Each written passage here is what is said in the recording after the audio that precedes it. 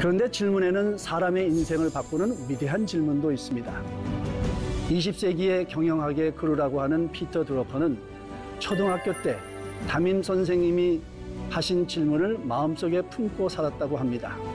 너희는 무엇으로 기억되기를 원하느냐? 내가 이 질문에 지금 대답할 필요는 없다. 그러나 나이가 50이 되면 그 질문에 꼭 대답할 수 있어야 한다. 한 여성이 다리 난간을 넘어서 극단적인 선택을 하는 것을 발견했습니다. 차를 세우고 달려가서 한마디 물었습니다. 그 한마디 물은 것이 이 여인을 죽음의 문턱에서 생명으로 돌아오게 했습니다. 그 한마디는 괜찮아요? 괜찮으세요?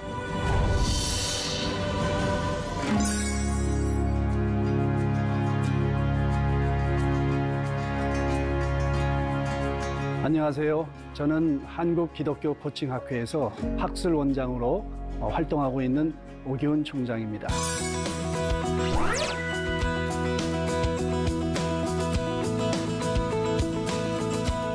이 시간에는 대화의 강물을 흐르게 하고 질문의 배를 띄워라 라는 제목을 가지고 여러분과 함께 이야기를 나누어 보고자 합니다. 사람들은 인생을 여러 가지로 비유합니다. 인생은 연극이다. 또 어떤 사람은 인생은 가장 슬픈 날 가장 행복한 말을 할 수 있는 용기를 배우는 곳이다. 저는 인생이란 글쓰기다. 이렇게 비유하고 싶습니다. 그렇다면 우리 인생에는 여러 가지 문장부호가 있을 것입니다. 마침표, 쉼표, 물음표, 쉼표. 예수님의 일생을 한번 살펴볼까요? 예수님께서 빌라도 앞에 섰을 때에 빌라도가 예수님께 물었습니다. 내가 유대인의 왕이냐? 예수님께서 말씀하시기를 내 말이 옳도다. 짧고 간결하게 마침표를 찍으셨습니다. 그때 옆에 있던 대제사장과 장로들이 예수님을 고소하기 시작을 했습니다. 그때 예수님께서는 아무 말씀도 하지 않으시고 말없음 표를 찍으셨습니다. 그리고 십자가에 달리셨을 때에 고통과 두려움 가운데 하나님께 나의 하나님, 나의 하나님, 어찌하여 나를 버리셨나이까? 이렇게 하나님께 질문하셨습니다. 그런 점에서 말이라고 하는 것은 삶의 언어가 되고 그 삶의 언어가 모여서 인생이 됩니다. 그래서 인생은 글쓰기라고 말할 수가 있습니다. 오늘은 여러 문장부호 가운데 물음표, 질문하는 것의 의미를 살펴보고자 합니다. 질문은 어린 아이들의 마스코트와도 같습니다. 초등학교에 다니는 아이들은 자기가 보고 배우는 것은 모든 것이 신기하고 새롭습니다. 이게 뭐야? 저건 뭐야? 그건 왜 그래? 아이들은 이렇게 질문을 하면서 성장을 해 갑니다. 그런 점에서 질문은 그 사람이 살아있고 삶의 의지가 있음을 보여주는 증거입니다. 그러나 질문이 어린 아이들만의 마스코트는 아닙니다. 우리가 살아가면서 여러 곳에서 질문이 이어지고 있습니다. 학교 교실에서는 정답을 찾기 위해 질문이 이어집니다. 또 법정에서는 판사가 사실을 확인하기 위해 질문을 합니다. 부모와 자녀 간에 또 때로는 백화점에 가서 물건을 살 때도 질문을 하게 됩니다. 또 때로는 우리가 인생의 막다른 골목에서 침묵하시고 대답하지 아니하시는 하나님께 우리가 하소연하면서 질문을 하기도 합니다. 그런데 질문에는 사람의 인생을 바꾸는 위대한 질문도 있습니다. 20세기의 경영학의 그루라고 하는 피터 드러커는 초등학교 때 담임 선생님이 하신 질문을 마음속에 품고 살았다고 합니다. 너희는 무엇으로 기억되기를 원하느냐? 내가 이 질문에 지금 대답할 필요는 없다. 그러나 나이가 50이 되면 그 질문에 꼭 대답할 수 있어야 한다. 그래서 피터 드러커는 그 질문을 마음속에 평생 품고 살면서 20세기의 경영학에 있어서 위대한 업적을 남길 수 있었습니다. 그리고 또 미국 TV쇼의 여왕이라고 하는 우리 오프라 윈프리를 아시죠? 오프라는 사춘기 때 미혼모의 삶을 살았습니다. 여러 가지 사고를 일으키면서 경찰서에도 많이 들락날락했지요. 그때 삼촌이 경찰서에 와서 같이 나오면서 이렇게 물었다고 합니다. 세상에는 자기 일을 만들어가는 사람이 있고 그것을 옆에서 보는 사람이 있고 그것에도 관심이 없는 사람이 있는데 너는 어떤 사람이 되고 싶으니? 이 질문 한마디가 오프라 윈프리의 삶을 인생 역전을 하게 만들었습니다. 피터 드러커는 이렇게 얘기했습니다. 20세기의 위대한 리더가 위대한 답을 주었다면 21세기의 위대한 리더는 위대한 질문을 해야 한다. 여러분도 한번 위대한 질문을 할 수 있지 않을까요? 혹시 여러분 주위에 인생의 불투명한 미래 때문에 고민하며 불안해하는 청년이 있다면 이렇게 질문해 보시면 어떨까요? 형제님 혹은 자매님, 앞으로 살아가고 싶은 인생을 한 문장으로 요약한다면 어떻게 될까요? 여러분도 이 질문 하나로 우리 한국의 피터 드러커, 한국의 오프라 윈프리를 만들 수 있을지 누가 알 수 있겠습니까? 이렇게 위대한 질문은 앞에서 인생을 이끌어 주지만 그 위대한 인생을 계속 이어가게 하는 것은 우리 일상 속에서의 평범한 질문입니다. 밥 먹었니? 요즘 잘 지내? 여보 별일 없어? 이런 질문들이 중요한 것이지요. 근데 우리는 이러한 아주 간단한 질문을 하지 못함으로 인해서 하루의 삶을 망치기도 하고 사람과의 관계성 속에서 섭섭한 일을 경험하기도 합니다. 얼마 전에 인터넷을 통해서 중국에서 일어났던 일을 제가 뉴스를 통해서 확인한 게 있습니다. 중국 버스 기사가 버스를 타고 다리를 지나가는데 어느 한 여성이 다리 난간을 넘어서 극단적인 선택을 하는 것을 발견했습니다. 차를 세우고 달려가서 한마디 물었습니다. 그 한마디 물은 것이 이 여인을 죽음의 문턱에서 생명으로 돌아오게 했습니다. 그 한마디는 괜찮아요? 괜찮으세요? 그 말을 듣는 순간 아마도 그 여성은 내 마음을 알아줄 것 같은, 아무도 나를 알아주지 않았는데 내가 내 삶을 얘기하기 시작하면 그 말을 다 들어줄 것 같은 아마 그런 느낌을 가졌을 것으로 생각이 됩니다. 저는 지난 30년 동안 상담을 연구하고 또 공부하고 가르치고 사역을 해왔습니다. 그런데 작년 가을에 코칭을 처음으로 접하게 됐습니다. 그런데 그 코치와 함께 코칭 연습을 하는 가운데 1시간 동안 코칭이 끝나고 나서 저에게 질문하신 질문이 저에게 상당한 도전과 충격을 줬습니다. 우리는 보통 만나서 대화를 하고 상담을 하고 나고 나면 마지막에 같이 기도합시다 이렇게 얘기를 하고 기도를 합니다. 그런데 그 코치는 저에게 이렇게 물었습니다. 목사님, 제가 목사님을 위해서 기도해드리고 싶은데 뭐라고 기도해드릴까요? 저는 그것이 질문한다는 것도 새로운 것이었지만 그 질문을 내가 듣는 순간에 나를 끝까지 존중하고 배려한다는 느낌을 받을 수가 있었습니다. 이렇게 코칭이라고 하는 것은 질문을 통해서 사람에게 도전을 주고 감동을 주는 일을 일어나게 하는 것입니다. 그런데 우리 일상 대화의 순간을 돌아보게 되면 여러 가지 질문이 오가는 경우가 참 많이 있죠. 의논도 하고 회의도 하고 대화를 하기도 하고 누군가에게 조언을 주기도 하고 그런 어떤 대화의 순간을 통해서 우리가 예외 없이 느끼는 것이 하나 있다면 그것은 뭐냐면 나와 그리고 함께 대화하는 사람과의 차이라고 하는 것입니다. 다르다고 하는 거죠. 취미가 다르고 가치관이 다르고 여러 가지 많은 다른 것을 느끼게 됩니다. 그런데 그 다른 것이 약간의 감정적인 어떤 불편함 이런 것들로 이어지는 순간이 많이 있는 거죠. 중요한 것은 그렇게 감정의 불편함을 느낄 때에 그 감정을 내가 어떻게 다루느냐에 따라서 관계성이 달라지게 되고 사역이 열매가 달라지게 되고 우리 삶의 질이 달라진다고 하는 겁니다.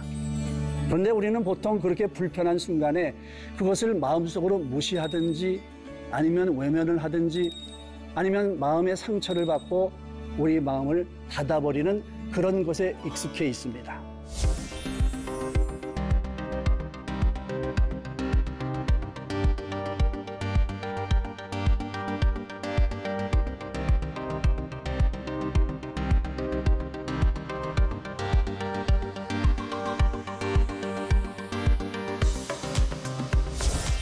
바로 여기에 코칭이 가르쳐주는 아주 놀라운 비밀이 있습니다. 그 비밀을 예수님께서 간음한 여인과 한 대화를 통해서 한번 살펴봤으면 좋겠습니다. 바리새인과 서기관들이 현장에서 간음하다가 잡힌 여인을 데리고 와서 예수님께 묻습니다. 율법에는 이런 여인을 돌로 치라고 말했는데 당신은 뭐라고 얘기하겠습니까? 예수님이 가만히 생각해 보니까 율법대로 하십시오 라고 얘기하면 당신은 용서하라고 그렇게 얘기했는데 한 입으로 두 말 하는 겁니까? 이렇게 시비를 걸 참입니다. 그렇다고 해서 용서하고 사랑하라 라는 말을 한다고 하면 당신은 율법을 어기는 것 아닙니까? 라고 얘기할 참입니다. 그 질문을 듣고 예수님께서는 아무런 대답도 하지 아니하시고 허리를 굽혀서 땅에다 무엇인가를 쓰셨습니다. 그리고 바리새인들이 다시 한번 채근해서 물었지요. 대답하라고 물었습니다. 그때도 예수님은 역시 아무 말씀도 하지 않으시고 그냥 허리를 굽혀서 땅에다 무엇인가를 쓰셨습니다. 예수님이 보실 때에는 이 사람들이 예수님을 책잡으려고 했다고 하는 그들의 의도를 알게 되면 감정적으로 격앙될 수 있는 그런 순간이었습니다. 그런데 그것을 감정을 격앙이 돼서 상대방을 이렇게 힘들게 하는 대답을 한 것이 아니라 감정을 조절하고 마음을 다스리고 무슨 말을 해야 이 상황을 해결할 것인가 지혜를 구했을 것으로 생각합니다.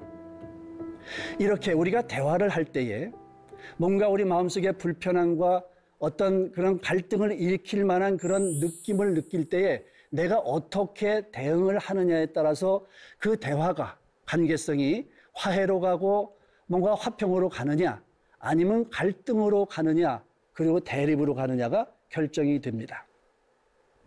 예수님께서는 그렇게 두 번 허리를 굽혀서 땅에 쓰신 다음에 첫 번째 말씀을 하셨습니다.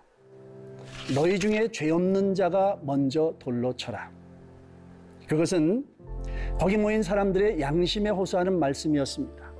예수님께서 진정성을 가지고 말씀을 하신 거지. 그 메시지의 내용을 가만히 생각해 보면 너희들에게 먼저 그 율법을 적용해 보아라. 너희들이 과연 이 여인을 정죄할 만한 자격이 있느냐라고 하는 그런 내용이었습니다. 그런데 그 내용은 우리가 생각해 보면 우리도 충분히 할 수 있는 그런 말입니다. 근데 우리는 어떻게 얘기했을까 생각을 해보면 너나 잘하세요. 당신들 지금 내로남불하고 있는 것 아닙니까? 라고 아마도 얘기했을 것 같습니다. 그렇다면 점점 더 대립과 갈등으로 갔겠죠.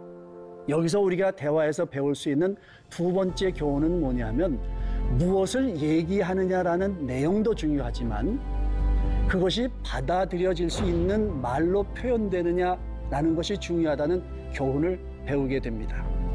결국은 그 말씀 때문에 그 사람들이 양심의 가책을 받았고 모든 사람들이 도를 버리고 떠나게 되었습니다. 갈등의 상황이 해결이 된 것이지요.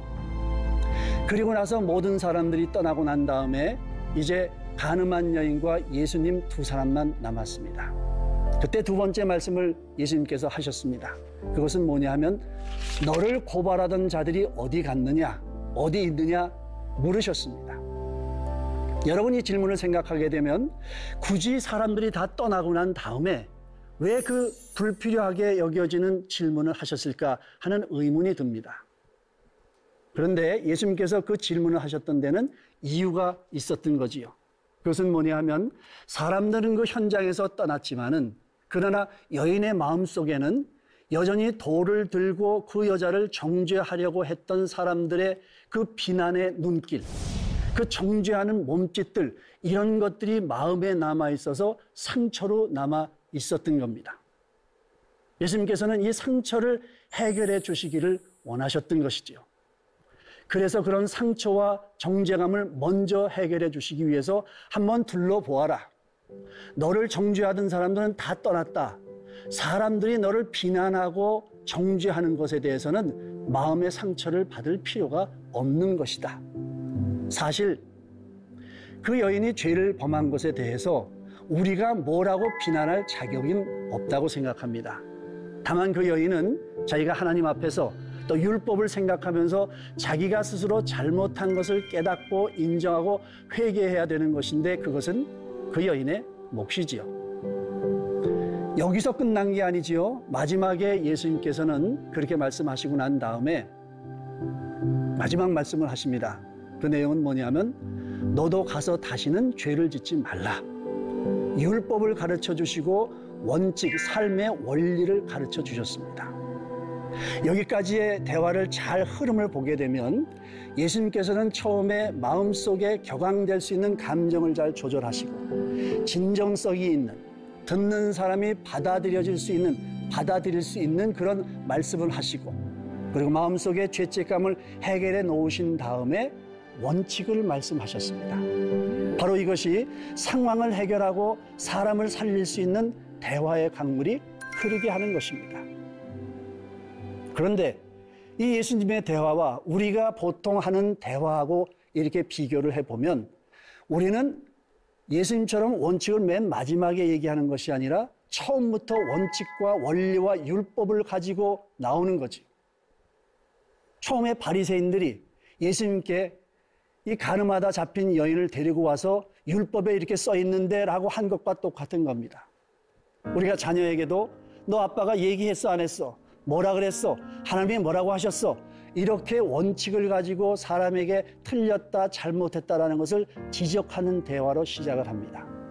그렇게 되면 감정이 격동이 되고 죄책감이 증폭이 되고 결국 관계성과 갈등은 심화가 돼서 돌이킬 수 없는 상황까지 가는 경우가 많은 것이죠.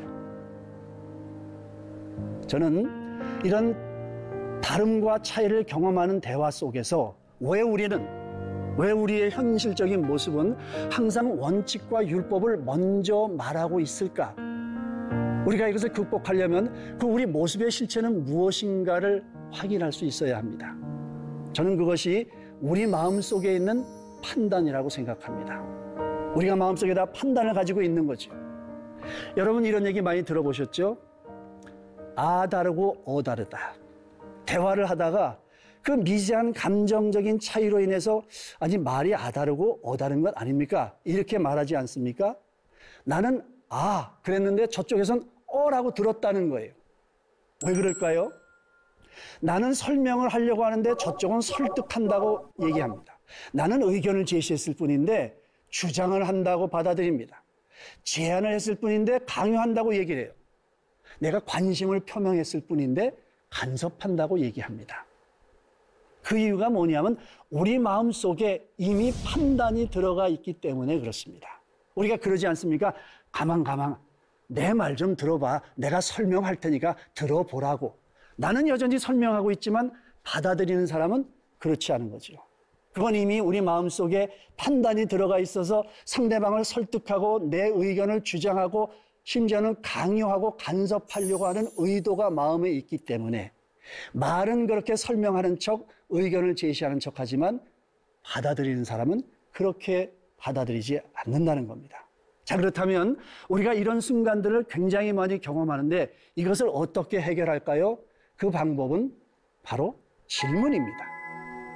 내가 설명하고 싶고 내가 뭔가를 더 이렇게 설득하고 싶은 그런 욕구가 있을 때 내 말을 하지 않고 질문으로 바꾸는 것이죠. 그래서 우리 코칭 대화의 가르침 가운데는 설명하고 싶을 때 질문을 던져라. 아, 그러시군요. 그럼 제가 어떻게 하면 좋을까요? 이렇게 말할 수도 있을 것이고요. 아, 그러시군요. 조금 더 한 번 더 말씀해 주실 수 있을까요? 여러 가지 우리가 질문의 형태로 내가 말하고 싶은 것을 내가 말하지 않고 질문의 형태로 바꾸는 것이 이 대화의 강물이 정말 잔잔하게 흐르게 하는 아주 중요한 지혜라고 생각합니다.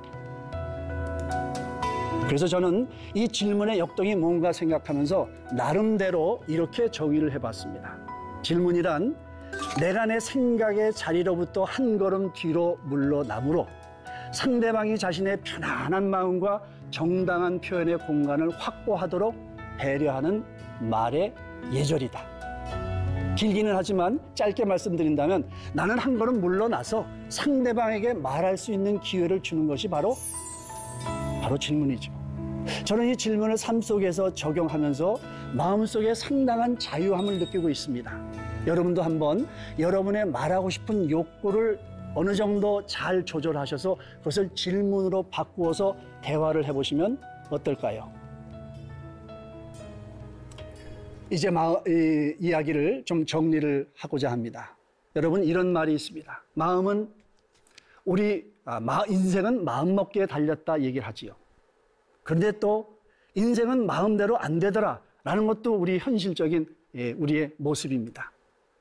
그래서 우리는 전통적으로 교회에서 말씀을 배우고 암송하고 마음판에 새기고 성령의 도움을 받아서 기도하게 되면 그 마음을 바꿀 수가 있고 이 만물보다 부패한 마음을 바꿔야 된다, 이렇게 훈련받아 왔습니다. 저는 이런 전통적인 신앙훈련은 여전히 중요하다고 생각하고요.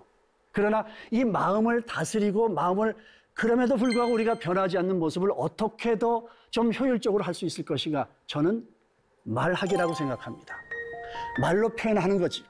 그 말하는 표현을 가르쳐주는 기술이 바로 코칭입니다. 코칭을 통해서 내가 적절한 순간에 어떤 말을 해야 될까를 잘 가르쳐주는 것이 코칭입니다. 그래서 저는 이 코칭을 신앙하고 연결시켜서 이렇게 말합니다. 성령의 역사를 이루게 하는 말의 스킬이다. 여러분, 성경 말씀 로마서 14장에 보면 이런 말씀이 있습니다. 하나님의 나라는 먹는 것과 마시는 것이 아니요 성령 안에 있는 의와 평강과 희락이라. 우리가 말씀 좋다, 우리가 그렇게 생각을 하고 받아들입니다. 그리고 마음속에도 좋다 이렇게 생각을 합니다. 그런데 의와 평강과 희락이라고 하는 하나님 나라의 실체는 우리 머릿속에 있는 개념에 머물러 있지 않아요. 마음속에 느끼는 느낌만으로도 하나님 나라가 이루어진 게 아닙니다. 의와 평강과 희락을 나의 언어로 구체적인 말의 표현으로 만들어가는 영적인 질서가 바로 하나님 나라라고 생각을 합니다. 우리가 사랑이라는 말을 한다면 사랑해야지 라고 깨닫고 그냥 마음속에 생각하는 것으로 끝나는 것이 아닌가, 무엇인가 말을 해야 되는 거지. 자매님이 정말 잘 되시기를 바랍니다. 사랑의 언어죠. 그래서 코칭은 말에 있어서 질서와 조화를 만들어주는 아주 좋은 도구라고 생각합니다. 그것이 바로 내가 무슨 말을 어떤 때에 어떻게 할 것인가에 따라서 바로 하나님 나라가 내가 있는 이 현재의 자리에서 만들어지게 된다 생각합니다. 그리고 그렇게 우리가 질서와 조화가 있는 말을 하게 되면 그것이 바로 하나님의 능력과 힘으로 우리 삶 속에서 역사한다고 저는 믿습니다. 그런데 성경은 바로 이 코칭을 통해서 말의 조화와 질서를 만들어가는 것에 대해서 이미 다 말씀하고 있습니다. 제가 좋아하는 말씀 가운데 하나는 잠언 25장에 나오는 말씀입니다. 사람의 입에서 나오는 열매로 말미암아 배부르게 되나니 곧 그의 입술에서 나는 것으로 말미암아 만족하게 되느니라. 인생의 풍성함과 인생의 만족함을 경험할 수 있는 결정적인 것은 뭐냐면 내가 무슨 말을 하느냐라는 것에 달려 있다는 겁니다. 잘 될 거야. 하나님이 하시겠지. 나는 하나님을 믿어. 라고 하는 말을 통해서 우리가 살아온 삶의 여러 가지 사건들이 우리가 어떻게 요리되어서 그것이 나에게 만족으로 경험되느냐라는 것을 성경 말씀은 분명히 얘기해주고 있습니다.